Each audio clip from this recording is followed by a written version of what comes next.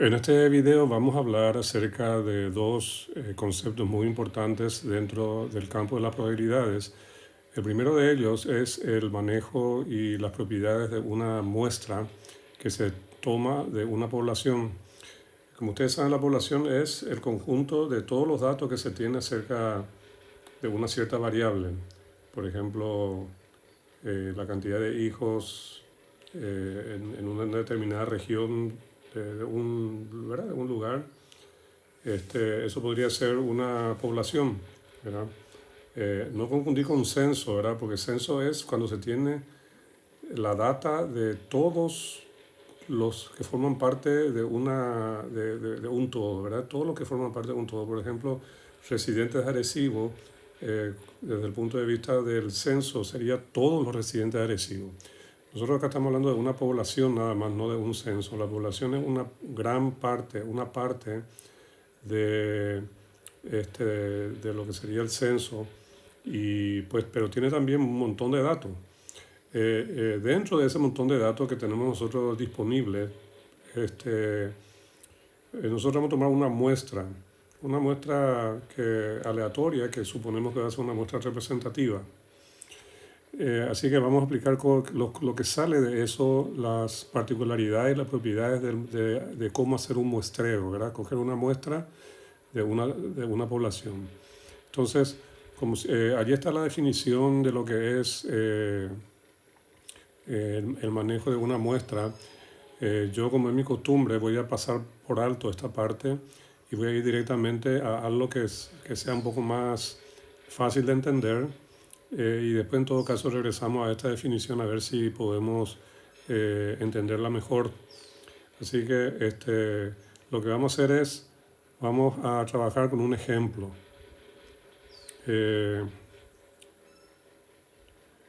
Acá vamos a hablar acerca de un MP3 player que viene de tres configuraciones. Hay un modelo de 2 GB de memoria que cuesta $80. Hay un modelo de 4 GB que cuesta $100 y hay un modelo de 8 GB que cuesta $120. ¿Bien? Entonces, eso es cada uno, por supuesto. Y nosotros podemos hacer una tabla de distribución de probabilidades con esos valores. Vamos a tomar, perdóname, esta otra parte importantísima. Se sabe que el 20% de los compradores compran el modelo de 2 GB, que es el que cuesta $80, el primero de ellos. El 30% de los compradores eligen el modelo de 4 GB y el 50% escoge el modelo de 8 GB. Entonces, la distribución de probabilidades del costo, que vamos a llamarle X al costo, de una sola compra, ¿verdad? De una sola persona, va a estar dada entonces por esa tabla que ustedes ven allí, ¿verdad? Es una tabla de dos filas. La primera fila tiene los valores de X, que son el precio de los diferentes modelos, ¿verdad? Del de 2, 4 y 8 GB respectivamente, $80, $100 y $120. Y como dice el párrafo anterior, el 20%, o sea, 0.2, compra el de 80. A ver si puedo, ¿verdad? Acá ustedes ven, el 20%, o sea, en la segunda fila son las probabilidades. Entonces el 20% compra el modelo de $80, el 30% compra el modelo de $100 y el 50% compra el modelo de $120. Entonces esa es la tabla de distribución de probabilidades. Nosotros podemos graficar esto para tener la función de probabilidades. Déjenme ir a la página siguiente para mostrarles. Perdónenme. Vamos a ver acá. Este primer dibujo que ven acá, el de la izquierda, es la tabla de distribución de probabilidades cuando estamos hablando de un solo ítem. O sea que, en otras palabras, si entra un comprador ahora en la tienda, entra un comprador solo, acá están las probabilidades de lo que él puede comprar. 20% de probabilidad de que compre el modelo de $80, 30% que va a comprar el modelo de $100 y 50% de que va a comprar el modelo de $120. Esa es la tabla de distribución de probabilidades de una persona, o de un solo ítem. Entonces, déjenme ir hacia atrás. Eh, vamos a ver. Ahora, vamos a suponer que un cierto día vengan solamente dos compradores a la tienda. Dos compradores independientes uno de otro, sin relación uno con el otro. O sea que son compradores aleatorios y compran entonces. Y nosotros queremos ver qué es lo que puede pasar en términos de probabilidades cuando consideramos las dos personas que nosotros suponemos que van a comprar el MP3 player, o que compraron, vamos a decir, si está en el pasado, el MP3 player, uno cada uno. Entonces, eso es lo que dije. Supongan en un día particular solamente dos MP3 players se venden. Entonces, vamos a llamarle X1 el costo, o acá dice la ganancia, el ingreso, revenue, ingreso de la primera venta, del primer comprador que entre. Y X2, la venta, ¿verdad?, del segundo comprador. O sea que, porque son dos compradores que estamos suponiendo que van a entrar aleatoriamente, independientemente uno del otro. Entonces, vamos a llamar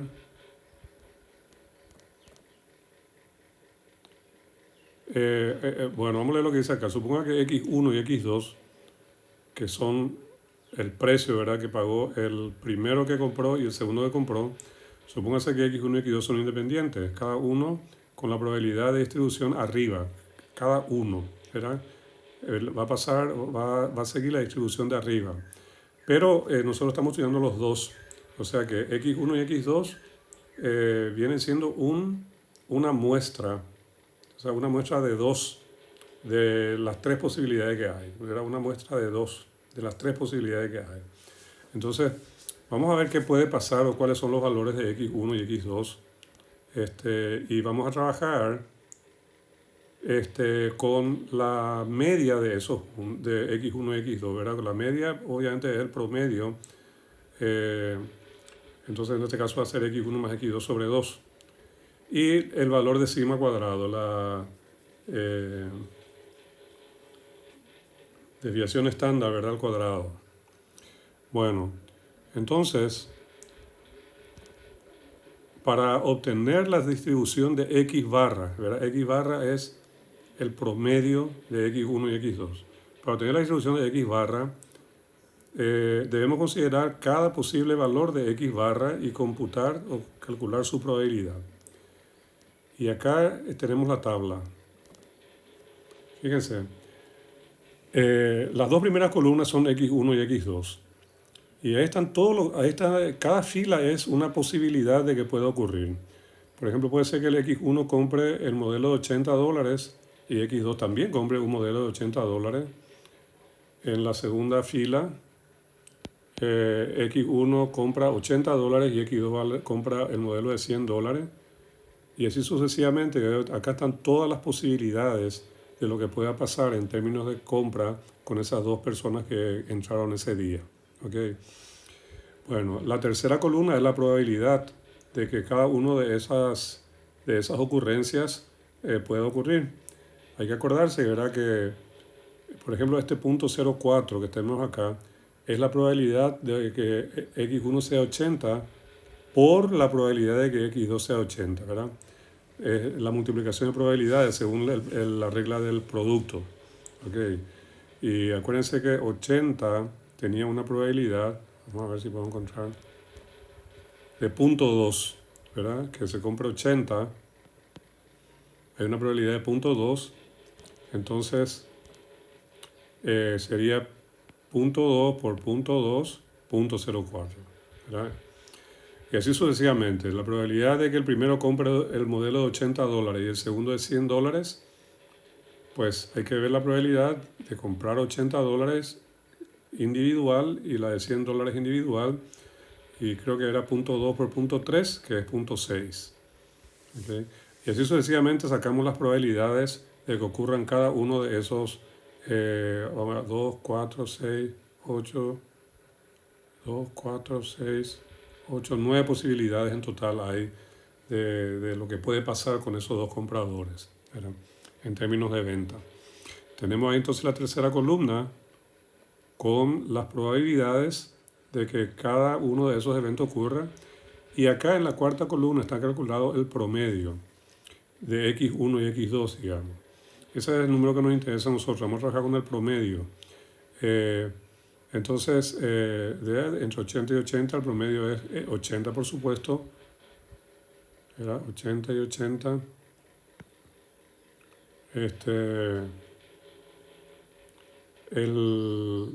Por ejemplo, entre 100 y 120, el promedio es 110. ¿Okay? Entonces, esa es la cuarta columna. Hay que sacar el promedio de las dos, porque lo que nos interesa a nosotros es el promedio acá. Con el promedio vamos a trabajar. Y después tenemos la desviación estándar, sigma cuadrado, que es la fórmula. X menos, ¿verdad? Sería x barra menos el valor esperado elevado al cuadrado por la probabilidad. O sea, sería 80 menos 80 por 0.04. Bueno, hay que aplicar la fórmula. El sigma cuadrado entonces va a dar todos estos valores que tenemos acá, ¿no? Todos estos valores que tenemos acá. O sea, con dos personas tenemos entonces esta distribución de x barra y esta distribución de la desviación estándar. ¿Okay? Eso es con dos personas. Entonces, vamos a hacer la gráfica de distribución de x barra, ¿verdad? Que sería la cuarta columna, esta columna que está acá. Acá también acá está la tabla de distribución de x barra. Acá están todos los valores de x barra, 80, 90, 100, 110 y 120, son los valores que están acá. Y las probabilidades, después se sumaron, ¿verdad? De 80 había uno solo, 0.04, en 90 hay 2.06 y 0.06, y así sucesivamente se sacó la tabla de distribución de probabilidades de x barra. Y acá está la tabla de distribución de probabilidades de sigma cuadrado. O sea, la distribución de probabilidades de la quinta columna. Entonces, vamos a parar acá un segundito, vamos a ver lo que estamos haciendo. La población son 3 ítems, ¿verdad? 3 MP3 players. ¿Okay? Y acá lo que entran son 2 personas a comprar MP3 players. Y estamos estudiando la probabilidad, qué es lo que puede pasar ahí en cuanto a la compra de los MP3 players, ¿verdad? Y entonces vimos que hay 9 posibilidades. En esta tabla que ven ustedes ahora, se ven todas las posibilidades de que puede ocurrir con los dos compradores, y le llamamos a cada uno X1 y X2. Tenemos la información de las probabilidades para que ocurra X1 y para que ocurra X2. Entonces, para que ocurra X1 y X2, que sería la tercera columna, pues hay que multiplicar las probabilidades de X1 por la probabilidad de X2, según la regla del producto. Y ahí tenemos entonces la tercera columna, que son las probabilidades de que ocurran X1 y X2. Calculamos también en la cuarta columna el promedio de X1 y X2, que es el ingreso medio, el revenue, ¿verdad? El ingreso medio o promedio de la venta de esos dos MP3 players. Sencillamente es X1 más X2 sobre 2 en este caso. Y la quinta columna es el cómputo de la desviación estándar al cuadrado, según la fórmula, que lo pueden ver. Esa fórmula es muy importante siempre. Cada valor de X menos X promedio al cuadrado y la suma de todo eso. Bueno, entonces tenemos con eso, ¿verdad? La tabla, acá abajo, la tabla de distribución de probabilidades de X barra, que es el promedio, X barra el promedio, y la tabla de probabilidades de distribución de sigma cuadrado de la distribución estándar. Bueno, vamos a enfocarnos en la gráfica de distribución o en la tabla de distribución de X barra. Vamos a hacer el diagrama de barras que le corresponda a esta distribución. Bueno, el de la izquierda ya vimos que era de A1, ¿verdad? Individualmente, ¿cuáles son las probabilidades de que se compre el de $80, el de $100, $120. Pero en la cara al lado de la derecha, el dibujo a la derecha, son las probabilidades de que, o sea, acá lo que se mide ahora es el, el ingreso promedio de la venta de los dos MP3 players que se compraron, ¿verdad? Que podría ser, como vimos en la tabla anterior, 80, 90, 100, 110, 120. Eso podría ser los promedios de X1 y X2, ¿verdad? Pero habían 5. Pueden ir a la página de atrás para que lo vean. Y acá está con las probabilidades de cada uno de esos, ¿verdad? Entonces, fíjense que el de la izquierda, que es individual de cada uno, pues todo sube, ¿verdad? De punto 2, punto 3, punto 5, a medida que va aumentando el valor del ingreso individual. Pero acá a la derecha es como que sube y baja, ¿verdad? Punto 4, punto 12, punto 29, punto 30, pues punto 25. Ahí están 1, 2, 3, 4, 5, los 5 valores posibles, las 5 posibilidades de lo que puede pasar si entran dos compradores del MP3 Player. Si nosotros tomamos una muestra de 3 compradores, en esta gráfica van a haber más puntos, ¿verdad? Porque ahora hay que sacar promedio de lo que compraron los 3 compradores, el promedio, o sea, sumamos lo que compraron, la cantidad que compraron cada uno, lo dividimos entre 3, porque son 3 ahora. Y acá van a haber más puntos en esta gráfica de la derecha, van a haber más barras, porque van a haber más información, porque vamos a tomar una muestra de 3. Y entonces va a ser, ahora mismo una cosa así, más o menos. Con 3 va a ser otra cosa un poquitito más. De esta manera va a cambiar la distribución, ¿verdad? Entonces, como ustedes se dan cuenta, ¿verdad? La cantidad de muestra que uno tiene hace variar la distribución de probabilidades. ¿Cómo continúo acá? Perdóname. Bueno, uno puede ir aumentando la cantidad de la muestra. Uno puede tener, en este caso, esa cantidad se llama n, la letra n. Entonces, nosotros tenemos acá resuelto para n igual a 2. Podemos hacer para n igual a 3, para n igual a 4, para n igual a 5. Y cada vez van a haber más números, más barritas, la tabla va a ser cada vez más grande. Y esta gráfica de distribución de probabilidades se va a ir aproximando a una curva continua, ¿okay? Cuando nosotros vamos aumentando el número de n. ¿Okay? Bueno, ese es el efecto de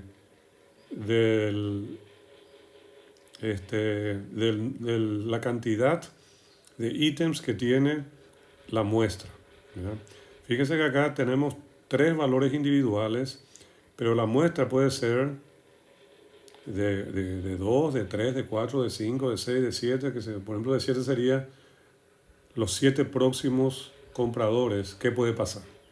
Ahí vemos un montón de probabilidades y posibilidades y las tablas van a ser mayores y todo va a ser con más números, pero eventualmente vamos a llegar a una curva, acá en la gráfica de la derecha, una curva donde va a haber cada vez más rectángulos. Y a medida que aumenta el valor de n, que es la cantidad de ítems que tiene el muestreo, pues esto se va a ir aproximando a una curva continua. No va a aparecer unas barras como se ven acá, sino se va a aproximar a una curva continua, que es precisamente el concepto próximo, el segundo concepto que vamos a ver, que es el teorema del límite central.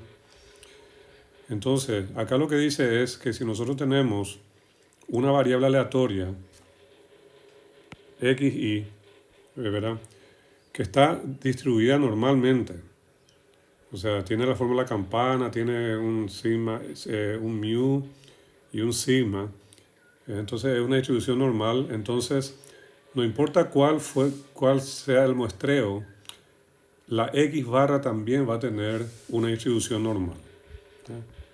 En el tamaño del muestreo, no importa, digamos, cuál es el valor de n, si el muestreo es de 2, de 3, de 4, de 5, lo que sea, x barra, que es el promedio, x barra, que es el promedio, va a estar normalmente distribuido. Okay. Ahora, fíjense que en el ejemplo anterior que nosotros teníamos de los MP3 players, las X no estaban normalmente distribuidas, porque eran punto 2, no me acuerdo cuál era, punto, o sea, no tenía forma de una distribución normal, porque iba subiendo, ¿verdad? Y eso no es distribución normal. Pero si nosotros empezamos a hacer muestreos de 2, de 2 es lo que hicimos, ¿verdad? Pero por ejemplo hacemos también de 3, de 4, de 5, de 6. Entonces el valor de X barra de cada uno de ellos va a estar normalmente distribuida. Normalmente distribuida quiere decir que va a tener la forma de la distribución normal, que es la forma de una campana. Pero acá está lo importante, lo curioso y lo interesante, ¿verdad? Que por más que la distribución no sea normal, ese es el caso del ejemplo que hicimos, la distribución no es normal porque todo sube, eso no es normal, ¿verdad? Entonces, por más que no sea normal, si nosotros vamos aumentando los valores de n, eso se va a ir transformando, las x barras se van a ir transformando y se van a ir colocando según una distribución normal, ¿verdad? Por más que ellas no sigan la distribución normal, se van a acomodar formando una distribución normal. O sea que eso va a ocurrir si n es grande. N es el tamaño del muestreo. Mientras más grande sea el tamaño del muestreo, más se va a aproximar a una distribución normal. ¿Ok? Bueno, acá está la explicación de eso. Es importante que se entienda, que, repito, entonces, las X barra que uno tome para diferentes muestreos van a formar una distribución normal. Vamos a aplicar acá mejor también en este ejemplo. Esta es la variable aleatoria X. Ok. Bueno, esta vamos a decir que más o menos es pues la variable aleatoria. Déjame borrar un poquitito algo acá. Ups. Perdón. Voy a borrar una cosita acá. Ok.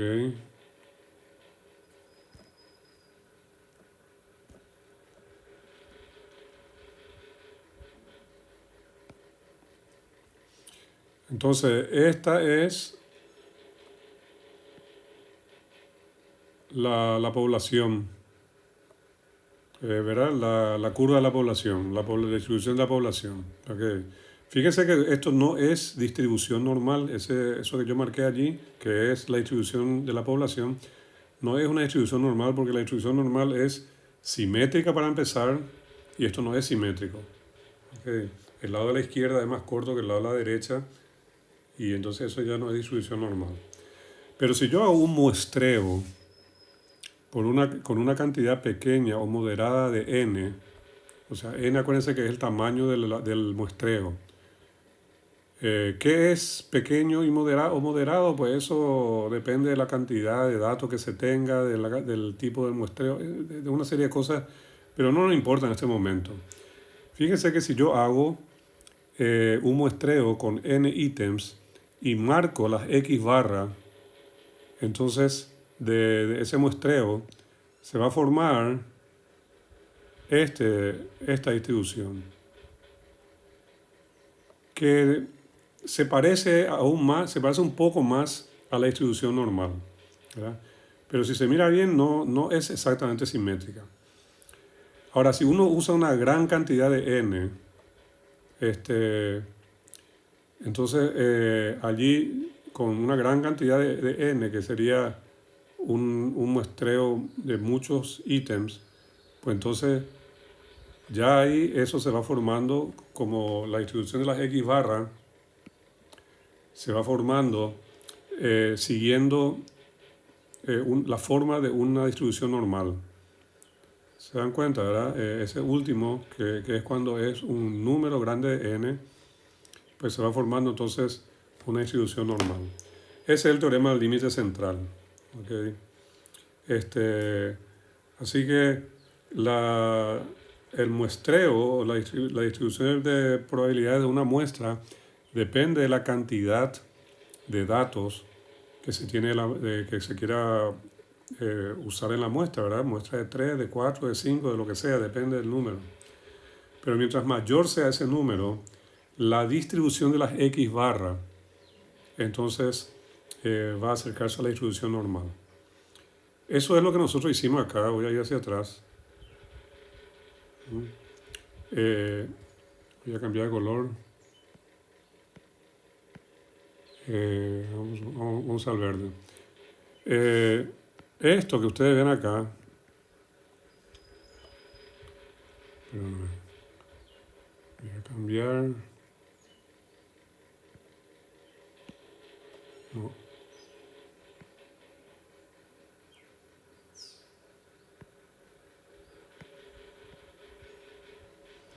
Bueno, esta es la distribución de las X, o sea que básicamente esto es si n fuera igual a 1. Acá tomamos una muestra de 2. Hicimos los promedios, ¿verdad? Los promedios, la distribución de los promedios de X barra. Entonces se formó una cierta curva acá.